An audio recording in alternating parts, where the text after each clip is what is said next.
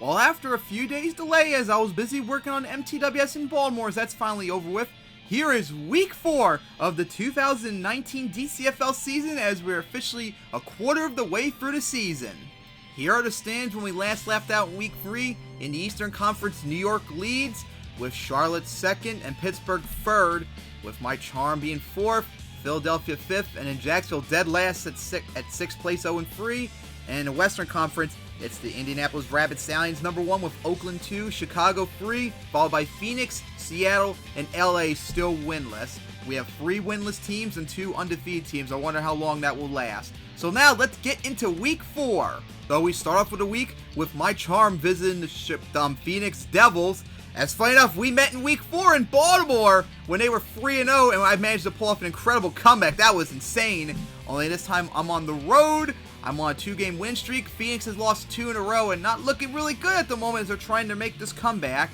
And my Charm would win at 45-24 after going up 10-0. Phoenix was outscored 35-0 going into the to the fourth quarter, or 38-10 or whatever it was.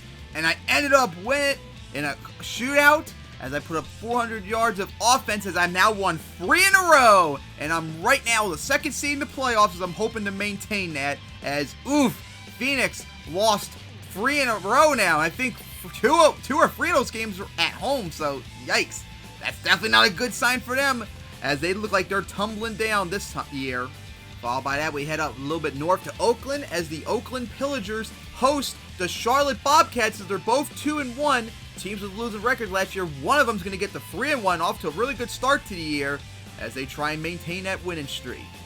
And Oakland would get it stomping Charlotte 35-13. It was close until the fourth quarter when Oakland shut them down as Oakland put up almost 475 yards. Charlotte couldn't even get 250 yards. Yikes. Sucks for them too as they couldn't get anything on 3rd down. Even though they did 4 sacks and forced a fumble, Oakland put up 3 sacks and 2 interceptions as they've now already matched their win total from last year and looking really, really scary in the Western Conference with a really good defense.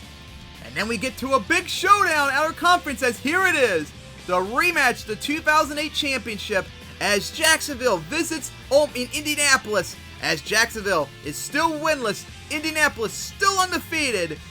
Will the Jacksonville Scouts get the revenge, or will Indianapolis continue this momentum, stay undefeated, show that they are indeed the champs once again, and keep Jacksonville winless? And Indianapolis got lucky as they won it 33-26 as Jacksonville came to play in this game and put up the best game of their season. And they led almost the entire game until Indianapolis finally pulled off the last-second touchdown with just a few minutes remaining to take the win. Oh my God, that was close. Indianapolis put up almost 100 yards more than Jacksonville, but in the end it was just barely enough. Like I said, these last few weeks, Indianapolis has looked like they've been run out of steam.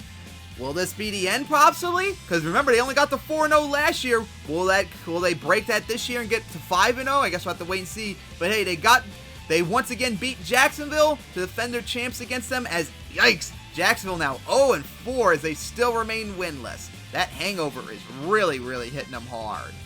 After that, we head back out to New York City for a big outer conference matchup as the Chicago Staleys, visit the New York Gangsters as the Gangsters remain undefeated as they try to remain so along with Indianapolis. Jacksonville has won 2 in a row and looked really good, but they're going up against a really, really, really, really, really good team right now, so that's going to be really difficult for them to beat them right now.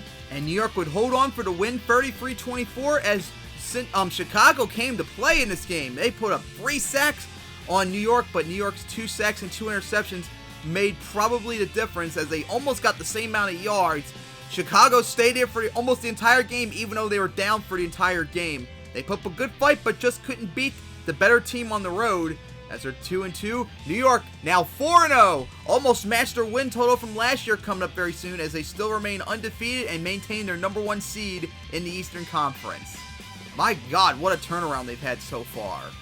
Next, we head out west to Seattle as the Seattle Tenyo host the Pittsburgh Power as Pittsburgh suffered a big loss last week and is trying to get back into a winning formula as they have to visit the lowly Tenyo, who still have yet to win a game and are looking really bad right now. Remember, Pittsburgh came in here last year and pulled off a comeback to get the victory. And honestly, that kind of started both their rise to the playoffs, and that pretty much killed Seattle's momentum for that year.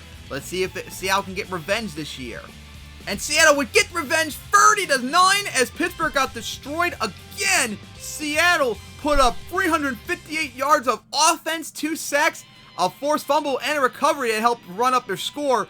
They were up 24-0 at one point. That's how dominant they were in this game. And that was a crucial win for them as Seattle finally got their first win of the year as Pittsburgh. Yikes. They looked pretty... I guess the 2-0 start where they won 2 overtime games is a sign that they're not playing good this year, so we'll have to see. Will they recover and stay above 500 going into next week? But hey, big momentum for Seattle as they finally got their first win.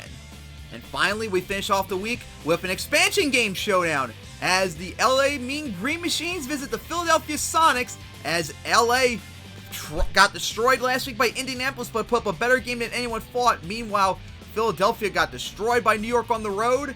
Well, man, Philadelphia, I mean to say, get to 500, or will LA get their first win? And New York would get their first win, 38-17, as they absolutely dominated Philadelphia. They put up almost 475 yards. Philadelphia didn't even get 250.